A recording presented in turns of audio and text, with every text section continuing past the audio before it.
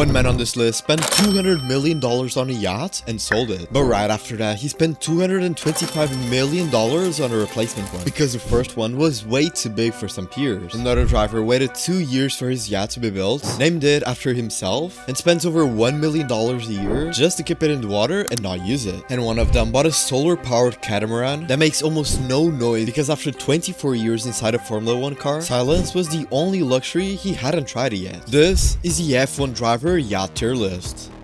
Lance Stroll. In 2025, a new yacht left the Dutch shipyard and entered the Mediterranean. 80 meters long, 262 feet, built by the Feed Ship, the most precious yacht manufacturer in the world. Designed by RYD, with an hybrid propulsion system, an helicopter landing pad on the bow, a game deck, and 14 guests across 7 cabins. And with a crew of 20 on permanent standby. The price was $225 million, with an annual running cost of $20 million per year. That's $2.6 million a month, rather it moves or not. It is called Faith, and it belongs to Lance Stroll, a Canadian billionaire, fashion mogul, and owner of the Aston Martin Formula 1 team. During Monaco Grand Prix week, Faith was trackside at Port Hercule. A berth for a yacht this size, in a position directly beside the circuit, cost approximately $150,000 for 5 days. Adding fuel, crew, food, entertainment, and hospitality for guests, and the total bill for only 5 days in Monaco approaches the $1 million mark. But it's on social media show a helicopter actually landing on the bow, while Faith is underway at sea. The helicopter pad doubles as a basketball court when there's no helicopter on it. Lance Stroll's yacht has a basketball court on the roof, and it is not available for charter. Nobody else gets it. It exists purely for him, his family, and whoever he decides to invite. But there's something about this yacht we're not telling you yet. Something that makes it even more insane, but we'll come back to this at the end. We'll put him at God tier.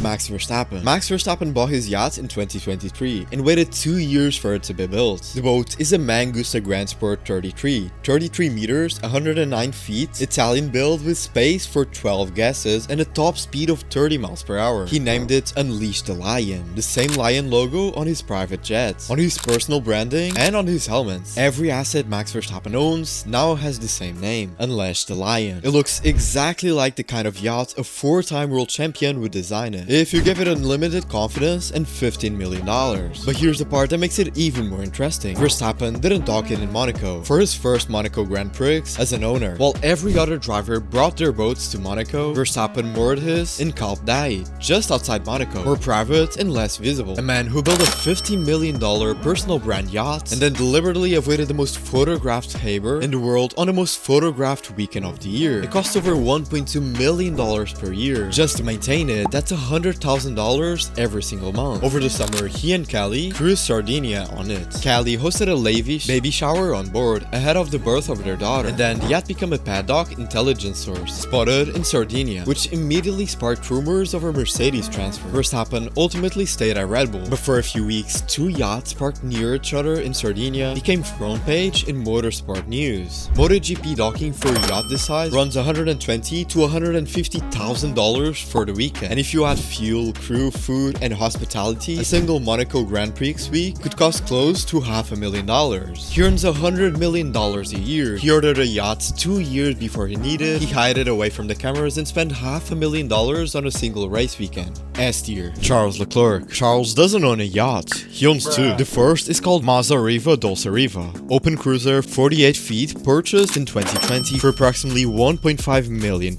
He named it after his 2019 Italian Grand Prix victory at a circuit of the same name. Riva has been a Ferrari partner for years, but here's what makes it better. The second one is called 16. 16 means 16 in Italian. His race number. Charles Leclerc, born in Monaco, Ferrari driver, named both of his yachts after his greatest victories and his own jersey number. The man is branding himself at sea. 16 started as a Riva 66, speeds up to 42 miles per hour, 3 cabins, purchased in 2022. Then in 2026, he updated entirely. Light natural material, a 35 square meter beach club that expands into an inflatable water sports platform, and a fly beach with an open-air galley and bar. The annual running cost of a yacht this size run $200,000 to $400,000 a year. Docking in trackside in Monaco for the Grand Prix weekend, which Leclerc has done, adds another $100,000 for only 5 days. Charles Leclerc goes on holiday with the same energy he uses on track. A tier. George Russell. George Russell is a Mercedes Formula 1 driver. He earns roughly $50 million a year, drives a Mercedes A-Class to the shops, and in 2024 he became the latest driver to join the Yacht Owners Club. He bought a Persinging 6X, 62 feet Italian build with a top speed of 55 miles per hour on open water, the fastest yacht in this entire video. Twin V2 engines, 3 cabins, 4 bathrooms, a kitchen, and spacious upper deck living area. It cost him £2.2 million.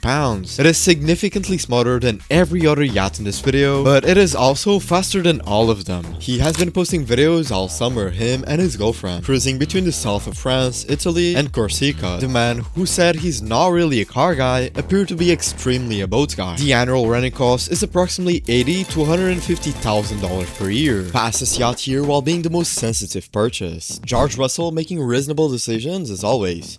B tier. Lewis Hamilton. Lewis bought a Sunscreener 90 in 2009. 28 meters with a full professional kitchen, a dining room that seats 8 people, an entertainment system docked in Monaco, where it stays most of the time. The value of this specific boat is unknown, but comparing to the same brand boats, it sits around $5 to $8 million.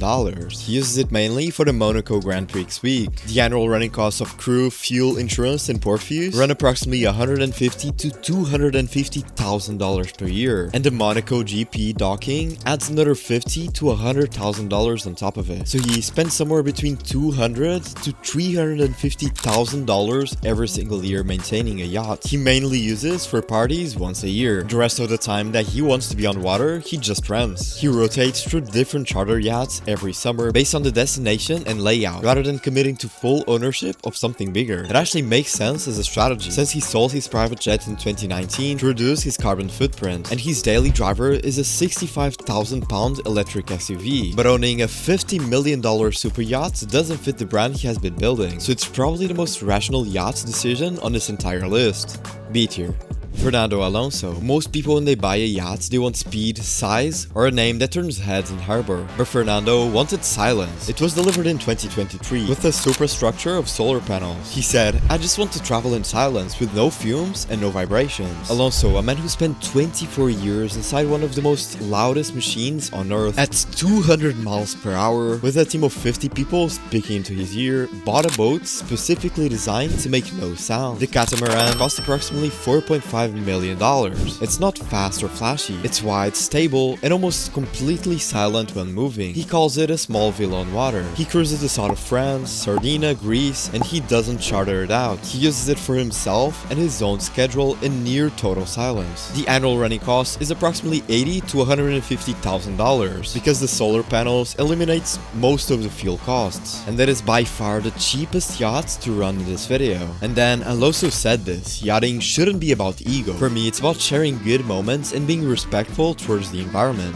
Fernando Alonso, whose house has a private go-kart track and a museum about himself, is lecturing us about ego. A tier. Earlier in this video, we told you about Lawrence Stroll's $225 million yacht, the helicopter pads, the $20 million a year running costs, and the basketball court on the roof. But what we didn't tell you is that his yacht is his second yacht with that name. His first yacht was a 97-meter feed ship, 318 feet long, 18 guests, and a crew of 38 people. With a glass swimming pool and a bar underneath, with 2 helipads, a cinema, a wine cellar, a gym, and even a beach club. $200 million with annual running costs of $15 to $20 million per year. He sold it not because it was expensive, not because he needed the money. He simply sold it because at 97 meters, it was often too large to access the smaller and more intimate marinas he wanted to visit. So he simply sold a $200 million yacht because it was too inconvenient.